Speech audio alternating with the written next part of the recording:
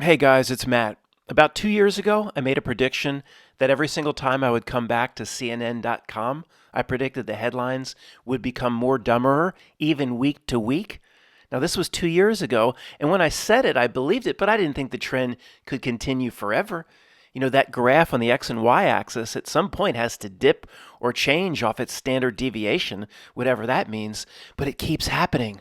The headlines, the bot driven headlines, and the chat GPT articles are becoming more and more dumber, even week to week. I went out to see what was new at CNN.com because supposedly there's a war between Israel and Iran. What's happening with this war?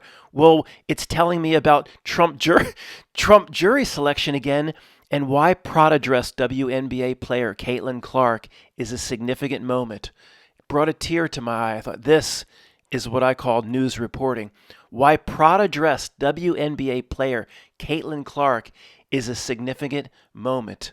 I'll tell you what would be a significant moment for Matt on behalf of a population that wants to know, to see if, per the Taco Paco Taco Army, to see if Caitlin's for real, if you see what I mean. And no pun intended, Caitlin, that was the one that started it all, right? Or was it, I can't say it, but book us into the room. I'll book Caitlin, me and you will book into the room, and I just want to see if you're for real. The title for today's video is going to be something like Telethon Topics, which just mean a lot of different things in the world to look at and cover and make fun of. But as I was collecting up the images, I thought, if you're under age 40, you don't have a clue as to what these telethons were all about on television. It wasn't just the Jerry Lewis telethon. It was like seemingly on all day. There were 3, 4, 5 pretty big ones. And they would collect money for the Muscular Dystrophy Association, and hopefully a good percentage of the money, unlike Bono's charity, actually made it to people in need. I'm not here to point fingers at the charity or throw Jerry Lewis under the bus. I don't know how many. Of course, the massive organization is going to keep a lot for itself. I don't know. Okay, let's just forget all about that. But the phones. If you're under age 40, you have no clue what I'm talking about. The phones were a big deal. They'd have a performer. Here's Frank Sinatra going to sing. So you think you tune in for that, or whoever gets your attention. Then they would try to raise money in between. And then there was always this army of people on the phones. And whether they were really getting donations or not, it seemed like they were very busy. Like, you want to get on board with that. I guess it was some sort of first grade psychological technique. Oh, I want to call in and I want to give, and all the phones are ringing and people on the phones and smiling and people giving donations. I guess the psychology of it, the people at home saying, I want to get in on that. That's I feel left out. Well, this is before the of course, way before the internet. And how did they? Okay, they're taking donations. And the numbers of what's being raised are racked up, 50,000, 100,000 racked up. But the key issue is, how are people giving? To this day, it still confuses me. Okay, there was no credit card over the phone, guys, if you're under age 35 or under age 40, through the 80s. Or credit card over the phone was, I don't know, early 90s? There's no credit card over the Jerry Lewis telethon. Its heyday was late 70s through the 80s. How do you give? I could call up. Yes, is this the Jerry Lewis telethon? Oh, is this the pretty girl, bottom right, 3 in? I'd like to give my donation through her. No, this is the ugly girl in the middle. I don't want to speak to you. I want the really pretty girl, 3 in from the bottom right. I have a big. This is King Freddie Farouk from the Oman Bizarro world. I'm king of this. I have a big donation. Oh, I'll put you right through. She'll be off the phones in a moment, sir. Yes, I'd like to give a $4 million donation. Is this the pretty girl, 3 in from the right? $4 million. There's no credit card over the phone. So how do they? Okay. Whoever calls in, they write down what you've donated, and the number that they get to collect goes up. Well, you got to mail a check or cash in the mail. How many people that donated are mailing a check? It still confuses me. And maybe I'm completely wrong. Maybe credit card over the phone was mid 80s. I don't think so. I really don't. I worked in 7 restaurants over the years. 2 were more like banquets and weddings, but oh boy, was there! I don't think one of them had a credit card machine. This is to put myself through college, etc. But one had it. Well, they had a credit card machine, but you had to. It was the slider. It just was ink. It made a copy of the credit card via some sort of ink thing that slid across it. There was no electronic or anything like that. So Jerry Lewis telethon, I guarantee there was no credit card over the phone. Late 70s, early 80s. So you could call, people could call in, and how many people followed through with mailing the check? I don't know, half. The other half didn't. So they're recording the numbers. I don't know. To me, what I should have used it for is to try to find the prettiest girl, taking the bottom right, 3 in, basically pretend I'm some prince from overseas, make a gigantic donation that I'll never ever give, and then try to take the girl out. That's really, to me, what I should have used these telethons for. Matt, you never, yeah, of course I never gave anything because I was in my teens or 12-year-old. Give me a damn break. Okay, like an idiot, I sat here in solitude for 5 minutes still thinking about this. Look, even if the credit card over the phone, they could take the number, that still would have to be in the late 70s throughout the 80s, not even 10%. It would be 10% or less. It still would be, I guess for the 90%, they'd take your donation, they'd collect your name and address. They probably would follow up with an envelope saying, you agreed to donate this.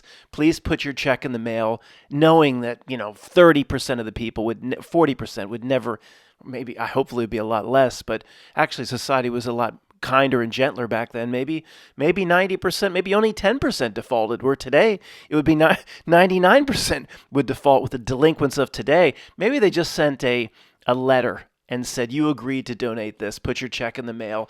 But how far would they go with the harassment? They would keep coming like airbag recall notices. Eventually, do you think it would be like the end of Caddyshack, where somebody would make a phone call and say, hey, you fucking agreed to donate. Did you see the end of Caddyshack? You want Moose and Rocco to visit your house? How far would Jerry Lewis go in terms of collections? Would he have side deals with organizations like Marcellus Wallace's? Or okay, probably not. But if you called and agreed, those envelopes probably came for years of harassment, like airbag recall notices. All right, enough of the Telethon Topics, Matt. What the hell? Is this what the channel's become? Yes, oh hi, Jerry Lewis Telethon. This is Matt from Philly. I'd like to make a very large donation. And because you're between acts, I can see you guys on the phones. I can see you live on television. This is so exciting. I just need to know before my very large donation from Philly, which girl are you? Who am I speaking to? It's so exciting. Oh, you're the girl in the middle with the blouse and the short hair. Oh yeah, I can see you live. I mean, we're between acts. Frank Sinatra's next. Would it be possible for me to put my very large donation through you, the pretty blonde to your right? Well, I can see she's on the phones. Yeah, you're all live. The girl on your left just got off the phones, the pretty brunette. Now put me through to her. Well, what's wrong with me? I don't want to put my donation through you. I want to put my donation through the girl on the left. Well, this sounds kind of sick. Are you some sort of NLP expert insinuating something, or are you going to give a monetary donation? Both. Just transfer me to one of the girls to the right or left, and I won't have to call your manager. Sorry. It's a big risk straying like that from time to time, guys, because as a truth researcher, I'm supposed to be just completely negative. I'm supposed to feed your fear addiction. Once a week, talk about the end of the world. I know what I'm supposed to do, and because I break those trends quite often, it's amazing many of you are still with me, but maybe that's why I get 20 subscribers a month. So let's get back to the news as it's reported by the ChatGPT through the AI bots. Former Israeli Prime Minister urges his government not to respond militarily to Iran's attacks. What? First off, guys, if anybody's new or a first grade truth or you stumbled upon this, you know what I think. Country borders, flags. It's great for patriotic pride parades. That's the 3 Ps. It's great for patriotic pride parades, thinking you a citizen of a certain country. But it's a one world system. It's a Notnilc life for us. It's a one world system for us. About 5 people make all the decisions. So the Israeli prime minister urges his government not to respond. Is that former Israeli? That's not Bibi. Bibi's been there for like 45 years. Former, who cares who it is? He's being told by Notnilc what to say. There's no countries making their own independent decisions, guys. I just have to talk to the first grade truthers from time to time. If anything were real, though, would this make any sense? So this country that you're at odds with forever, they say they want to wipe you off the face of the earth. That's all a bunch of script. It's all a bunch of scripted Notnilc bullshit. They finally decide to attack, and they lob in their missiles, and you're just going to, I don't think we should do anything. I mean, come on. And this is why I get on a certain segment of the truth community, guys, that just wants to point at certain groups. They want to point out the Jays. Oh, they're so evil. No, there's 50 different groups here that are role players on behalf of one Notnilc and one system. Pointing out one group as evil. Matt, when are you going to talk about the J people? That is ridiculous. There are 50 different groups all working for this evil in the background that we defined yesterday called Notnilc. To isolate one group saying these are the evildoers, that's exactly what it wants. That's the ignorance it wants people to fall into. I mean, most of the world in some way is a minion for Notnilc. But if anything were real, we're not gonna do anything. Just let them go. Give them don't they get like a mulligan, like in golf? They're allowed to attack once. Just let them go. Come on. I mean, these headlines. I gotta find something else to do.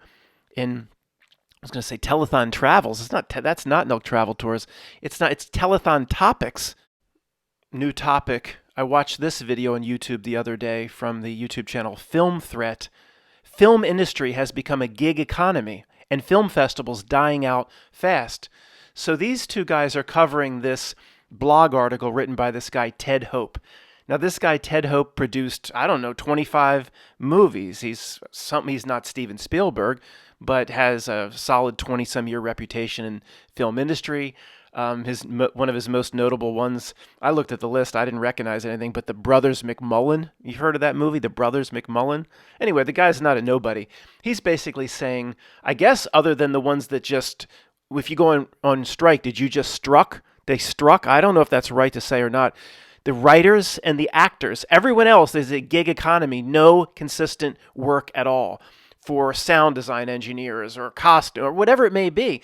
Everything else associated with the film industry, this guy is saying, a gig economy or a side gig or whatever they call it, or a side hustle, or no consistent work. It's just all falling apart to AI. And it's like, well, first thing when I was listening to this, like, well, what's all these strikes about then? I thought, well, I guess it kind of makes sense. The writers went on strike for themselves, which makes no sense. I mean, it's part of a Notnilc script to me. If anything, the movie studios would absolutely want the writing of the AI more than anything else. I mean, people have sent me stuff. They just said to Chat GPT, rewrite the end of Star Wars, and within 1 second, it comes back with something decent. I mean, the writers supposedly, per all this crap that's been put out for 10 years, and it's a big Notnilc script, guys. It's all by design. I'm not sure how long we're going to stick with this topic, but if not, we'll talk about it some other time. How they want everybody to hate film and blame the writers. There's no possible way the writers would have any clout saying the movie studios couldn't use AI to write. So I don't know. Again, I'm not going to look closely at the wins and losses of the writers' strike, but okay, so maybe the writers, at least for now, have a guaranteed income, and the actors, of course, do. Well, I guess there were some wins that came out of SAG. Who would Screen Actors Guild? That's a real nice acronym. Who is it? Fran Dresser is still the head of SAG. They got some wins for themselves, I guess, regarding AI and likeness of images and deepfakes or whatever. But everything else, according to this guy, it's all become a part-time gig, and anything that possibly can become automated in AI is so whatever. This whole thing, I'm not really prepared to talk about it now in detail. We'll do a video on it in a week or two. But this whole thing regarding movies made bad on purpose and how horrible everything is, the message and woke messages and social justice warrior and franchises being destroyed and beloved characters being destroyed and raked through the mud like Indiana Jones, it's all a gigantic Notnilc plan. Remember, I have made a video somewhat recently postulating the reason is to get people to abandon old media in favor of new media like the VR headset, eventually merging with the digital world, etc.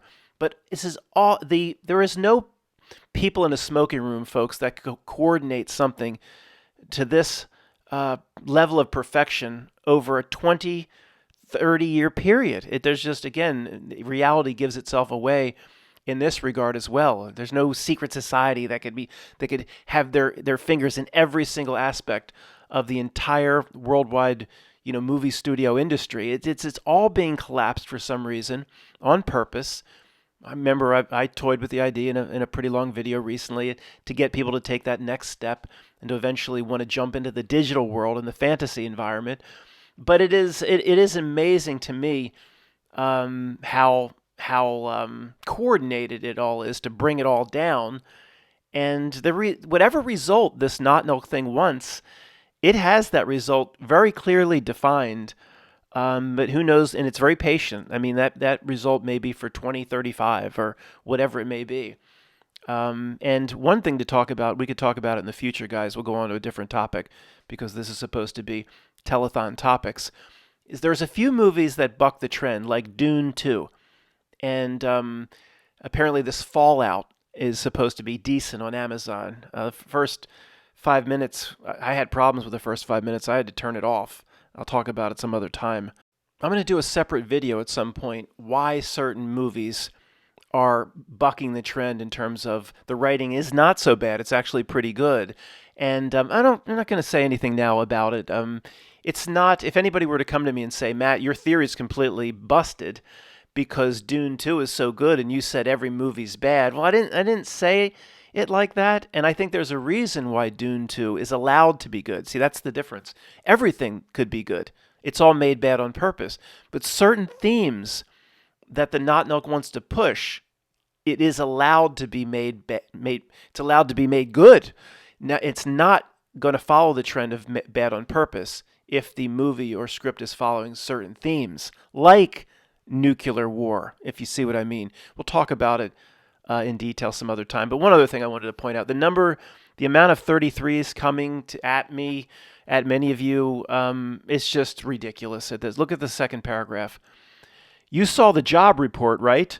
Although 303,000 jobs were added, broadcasting and content provider jobs plummeted by 2,300 to 341, blah, blah, blah, blah.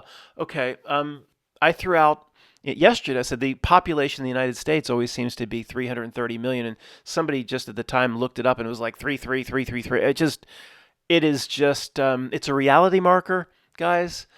Reality, at least at this, I don't know if it's going to keep sliding in this direction. Reality is screaming to all of us that this place is not very real.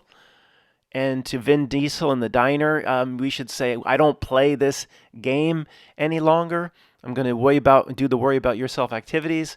Reality it could continue to get worse and compound, but reality is just screaming at us from all facets and all directions. This place isn't very real. And it does that quite often with the 33. The old days, it was just secret societies planting it everywhere. And whatever bot wrote this article, the number was a little different, but somebody made a phone call. No, it doesn't work that way. And even if it did for the 33, we have 1,000 other areas where reality just screams. This place is like breaking down to a degree, and it's not very real. So please catch yourself the next time you're taking it too seriously. Oh, God, there's that word again. Not going to re-record. I sat here for a few more minutes by myself. Zara, you're here too. Thinking of what the Notnilc could be up to. And there is something I want to float. There is one possibility as to what it's trying to do here. But let me just read this first, and then I'll talk about it. Continuing, this is the blog that they're reading at Film Thread. I was texting with a friend who shared, there's a film shooting where I am in Brooklyn. I spoke to the key grip.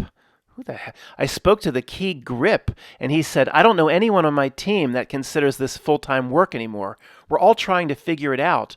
For the first time in my 30-year career, I don't really have a full-time job, the grip continued. I'm tired of hearing how great the economy is. I work so hard to make movies, but there really is no future for us. Okay, so maybe in some way the writers have secured something for themselves through this strike, and the actors. But how many other segments are needed to make a movie? I don't know. A lot of different types.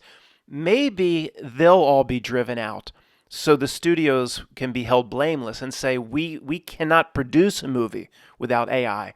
See, I don't know exactly what this article saying, and I don't have the time to research this in detail, but say if the costume designers and the hair and makeup people, and if everybody that was like, it's a part-time gig so they can't keep doing it, and half of them aren't available. I mean, I don't know. Whatever it takes to produce a movie, maybe it's, the CGI people or the computer graphics. If huge elements of people consider it a part-time gig and can't do it and then just leave because they can't support their family this way, the studios could get to the point where they'd be trying to make themselves blameless, saying, we can't make a movie without AI because we don't have these people on the ground anymore.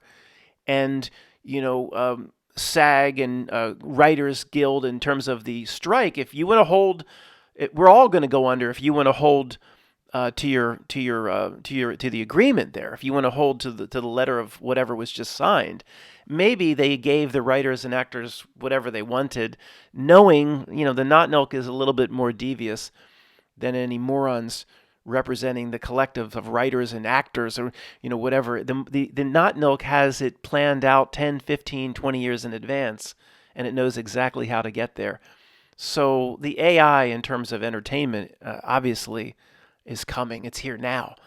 So it's just how many groups can be fooled and manipulated so the outcome is produced, with the outcome being seen as just the natural evolution of how things must have unfolded, and not, we're the only ones that is going to see it as a planned out long-term Notnilc script.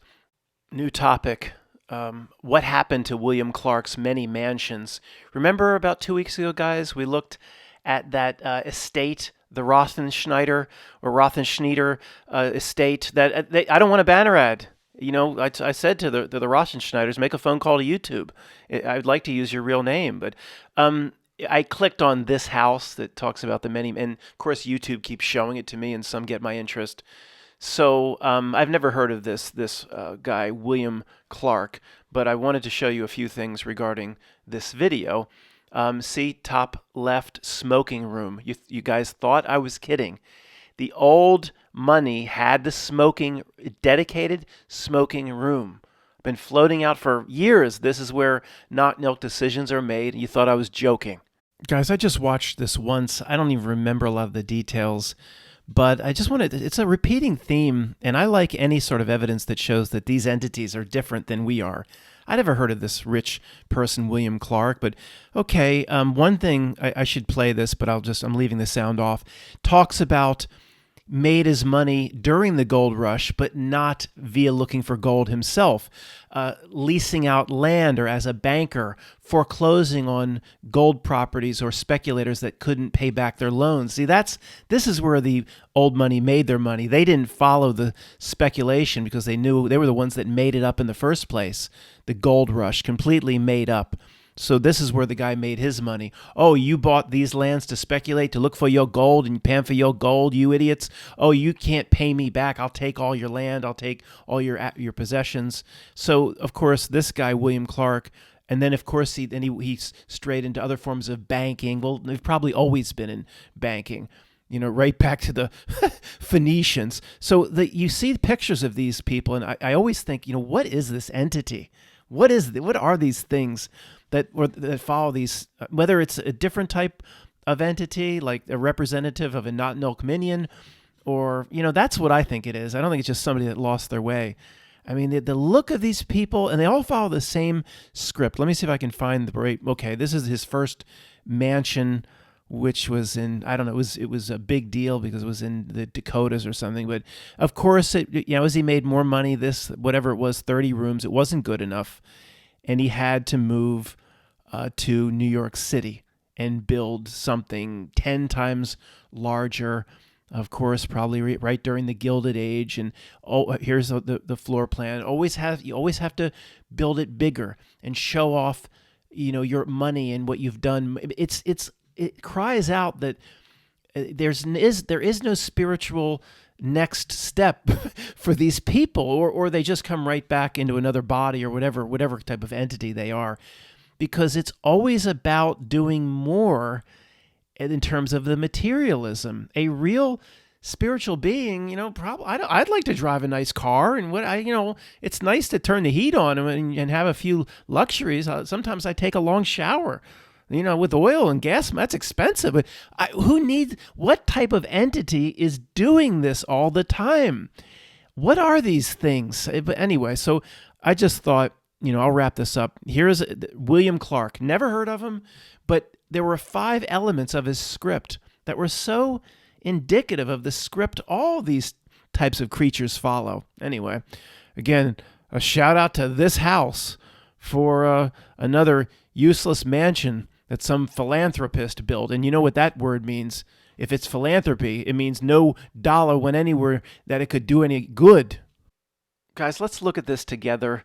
I need emotional support looking at this. And I hear you, I don't really care about it either, but I did make that prediction a year and a half ago, saying that this is really pointing towards some constitutional crisis where he will be convicted of at least 1 or 2 criminal charges, yet he's the president-elect about to be inaugurated. So will he do his first month in jail as president? And then the constitutional crisis, remember me floating this over a year ago, he might say, I pardon myself. Like, right, you've heard me do the Rodney Dangerfield. I donate this building to myself. And then you have that constitutional crisis where he's let out of jail, but he let himself out of jail. Okay, if anybody's new, let me be very clear. I'm not saying this is leading towards a possible constitutional crisis. We predict the script that the Notnilc has already laid down 5 to 10 years in advance.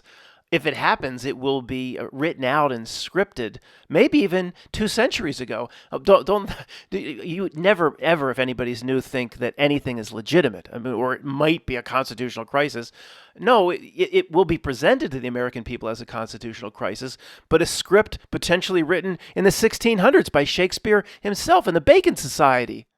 Yeah, think about it. How about an entire YouTube channel that relates the most famous phrases from the various Shakespeare plays to the life and times of Hillary Rodham Clinton's political career? First one that pops into mind from Romeo and Juliet. Hillary Rodham Clinton, thou art a villain. That's what Tybalt said to Romeo after he was trying to woo Juliet. Tybalt, he's a prince of cats. I should be for him, right? What's another one that comes to mind for Hillary?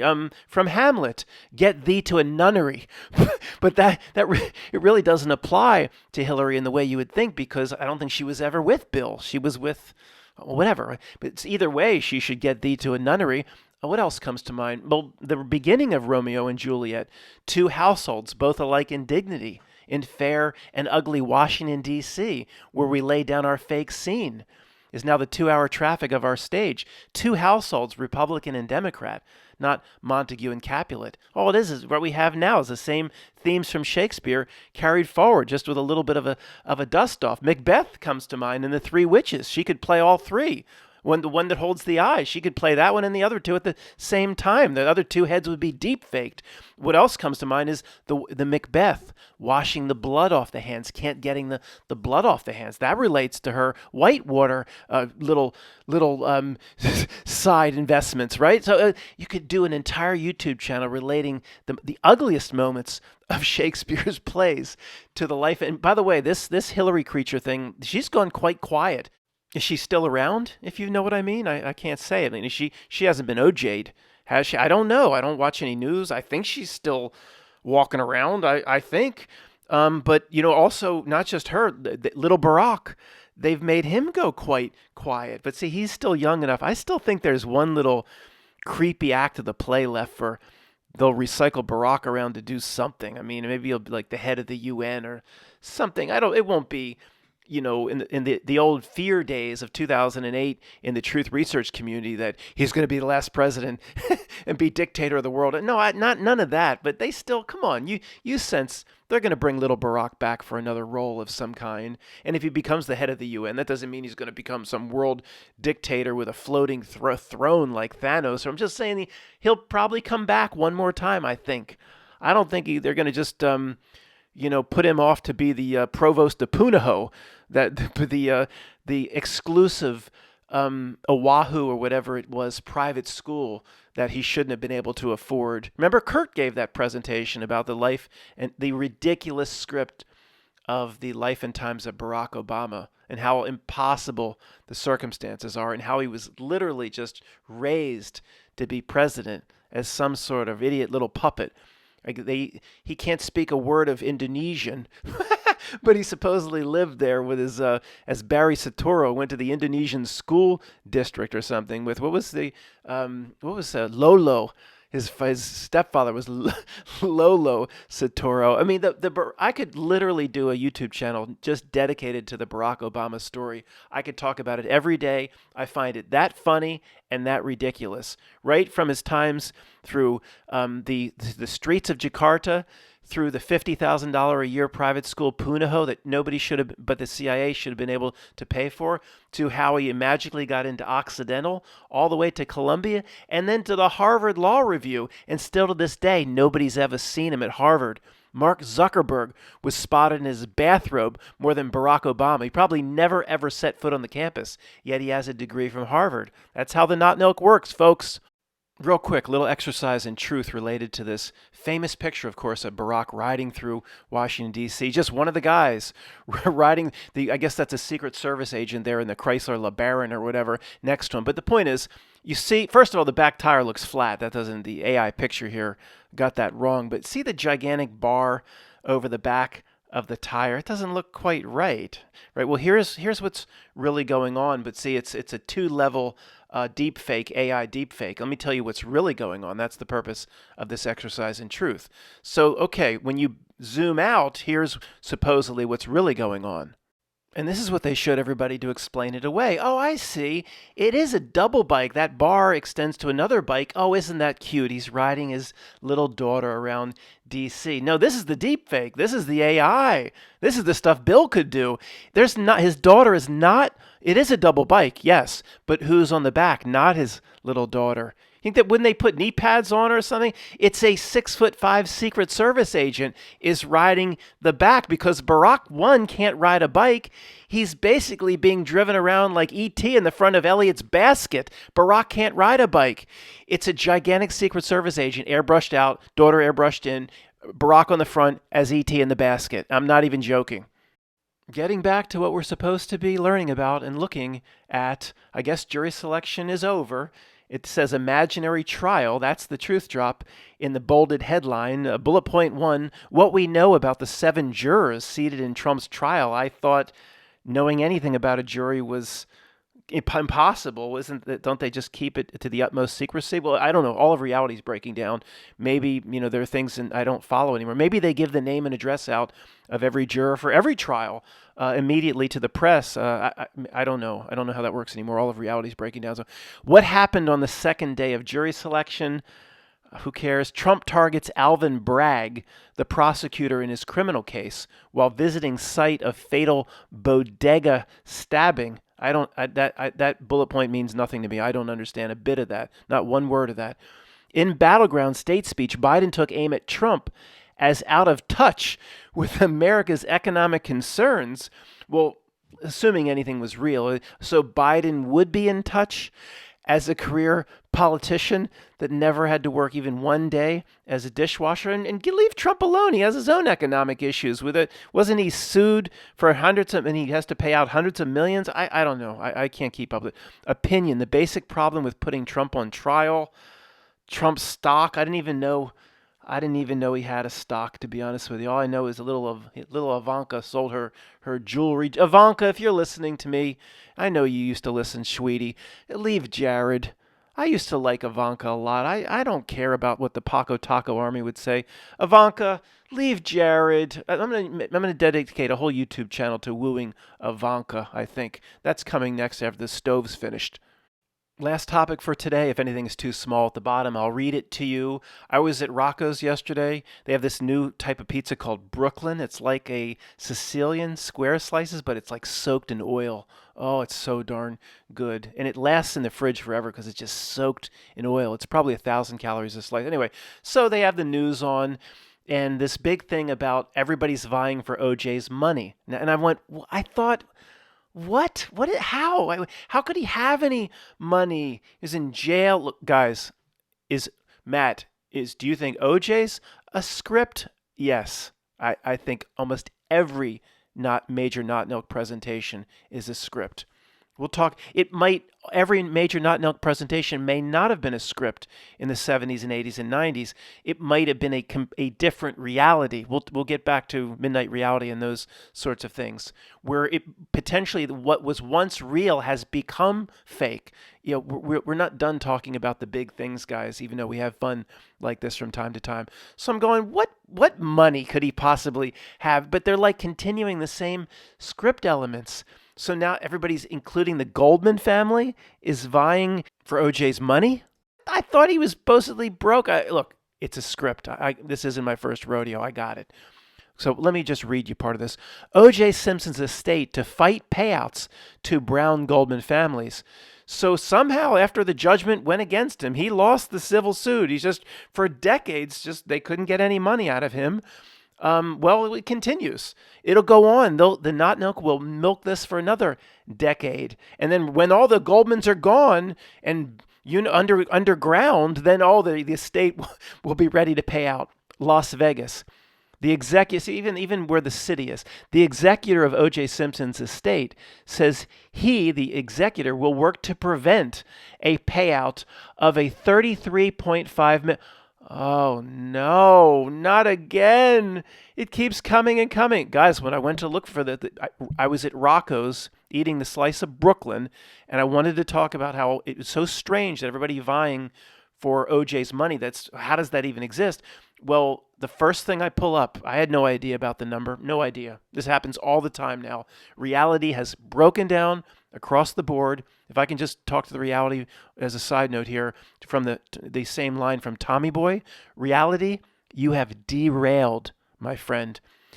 $33.5 million judgment awarded by a California civil jury nearly 3 decades ago. Three decades ago. What? I didn't know. It doesn't matter. Any civil judgment against Alex Jones, right? Again, well, his organization still continues. And Trump, if there's a civil claim against anybody, you just don't pay. I didn't know it was that simple. I really didn't. I didn't know it was that simple. No way to seize assets. You just say, no, I'm not paying. Go. Just like it was said in The Hitman, it was the Interpol agent said to the Russian, it wasn't KGB, it was the Russian Special Police or Spetsnaz. He said, go fuck yourself. Anytime there's a civil judgment against anybody, you just say to those that won the civil award, go fuck yourself. You don't have to pay nothing. Nobody has to pay anything. Alex Jones, Trump, OJ just continued golfing on probably several Brentwood golf courses. So, but now, see, what does it say at the bottom? Let me just check the last paragraph. Simpson's will was filed. His will, he left, I leave my stolen Heisman Trophy to my daughter. Clark County, okay. Guys, the Notnilc keeps giving in terms of making fun of reality. The topics here will never end. Thank you, Notnilc. It's just a supply of comedy that just keeps giving and giving and giving. But how this all started was the executor, who's Simpson's old attorney, I guess, took over for Johnny Cochran when he was arrested because he broke in somewhere as part of that script to get his Heisman Trophy. This attorney defended him for those trials when he went to jail, but now is the executor. And he was on, it rolled over from a local Philadelphia show that Rocco's had on, rolled over to TMZ. And so it's right in front of me, and I'm watching TMZ eating my Brooklyn. Come on, Matt, admit it. ESPN was on. You asked for TMZ to be. No, it was just on. Anyway, so I'm thinking, I'm eating my Brooklyn and thinking, look, the Goldman, I know it's a script, guys, but just go along with it. Look, 30-some years or whatever, just offer the Goldmans something reasonable, like a gift certificate to the Texas Roadhouse or something. I mean, these poor people.